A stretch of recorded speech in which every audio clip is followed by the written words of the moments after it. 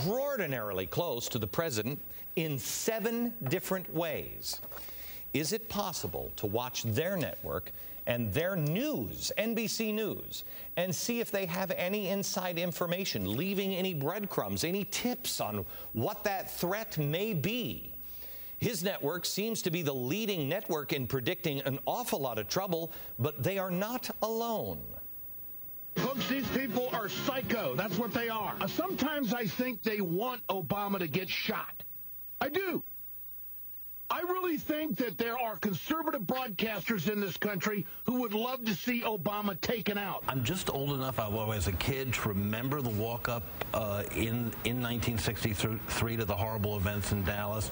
Even as a kid, I happened to be growing up in Washington, D.C. It was palpable to me, all this hate talk about Kennedy. There were a lot of threats. There was a lot of stuff going on that in tone resembles this. All of this is a diversion by the people who want to, frankly, hurt President Obama. And by the way, I saw some of the clips of people storming these town hall meetings. The last time I saw well-dressed people doing this was when Al Gore asked me to go down to Florida when they were recounting the ballots, and I was confronted with the same type of people. They were there screaming and yelling, "Go back to California, get out of here," and all the rest of it. A man at a pro-healthcare reform rally just outside wore a semi-automatic assault rifle on his shoulder and a pistol on his hip. The Associated Press reports about a dozen people in all at that event were visible carrying firearms. And the reason we're talking about this, a lot of talk here, Dylan, because people feel like, yes, there are Second Amendment rights for sure, but also there are questions about whether this has racial overtones. I mean, here you have a man of color in the presidency and white people showing up with guns strapped to their waists. I don't even know how to respond to that. This man is our president. I can disagree with him vehemently. Who in their right mind thinks that it is a good, except lunatics? Who?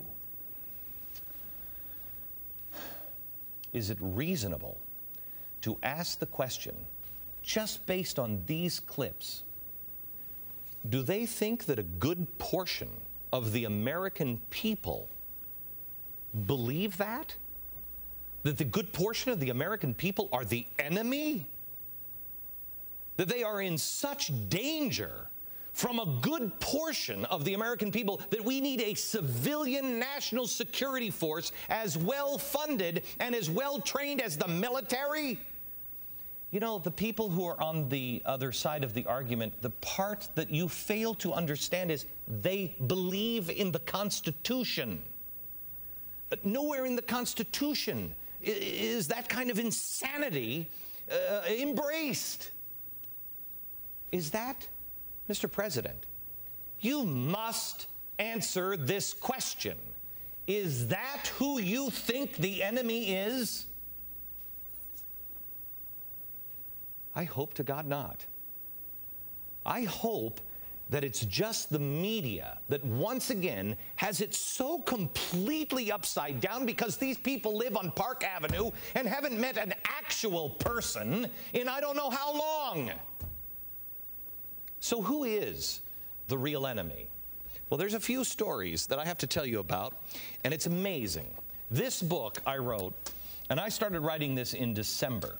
It has been #1 for the last 10 weeks, the best-selling book of any category for the last 10 weeks in America. One of the last chapters is The Enemy Within. I wrote it months ago. It doesn't take a genius to figure out who the enemies really are. Let me give you this quote.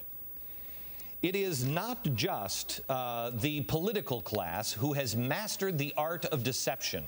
There are other potentially deadly masters who will seek to exploit your frustration and your sense of desperation. Many will warn you of government tyranny. They'll talk of secret societies, vast conspiracies, shadow governments, and the need for violent action. I urge you to stay away from these individuals and these ideas. All this week, I have showed you the radicals in this administration. There is no, I don't have to call them czars. I can call them revolutionaries and radicals. But now let me show you an even greater danger. The radicals outside of the political system, who want nothing more and nothing less than the destruction of both political parties. They want nothing more and nothing less than anarchy. These are not people who believe in the Constitution. Foolishly, people are ignoring, or they can't see it, or at worst, with I think the media and the political class, they are using these people. First, I can't even show it to you on TV anymore. There was the Joker poster creator. The right tried to take advantage of this and added the word socialist under it, but that wasn't the truth. The creator of the poster was a Kucinich supporter who doesn't like Obama because he's not left enough. The last clip on MSNBC, the racist white person, according to MSNBC, that brought a rifle to the Obama town hall. Show the pictures, please. Let's show you what they showed. They cropped it so nicely. There it is. We just saw this. Oh, my goodness. Pull up. He's an African American. He wasn't even white. And then there was this story. In Denver, Maurice Joseph Swankler, you hear about this yesterday? Also, with an at-large accomplice, smashed the windows at the Democratic Party headquarters in Denver. First, the Democrats, it's the enemies on the other side. Both parties accused Swankler of supporting the other. And then I heard last night, I demand an answer. You know who this guy is? Think. He's a transgendered anarchist who belongs to the radical anarchist protest group Denver Bash Back. While the radicals in the White House may not be connected to the radicals just mentioned, they are connected by the fact that they are radicals. Remember, Obama's advisor, Czar Jones, created Storm, who believes, quote, revolutionaries need to be militant in street actions. As leaders in the fight for the liberation, we should be role models of fearlessness before the state and the oppressor.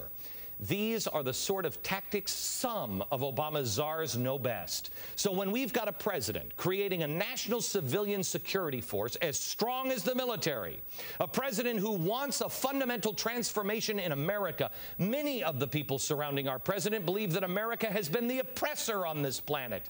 Then we have far left radicals in the White House, and Jones is not alone, who describes his own job as this. Actually, my job is not so dissimilar than my job was before. What I do, to make it simple, I'm basically a community organizer inside the federal family. And a media setting you up.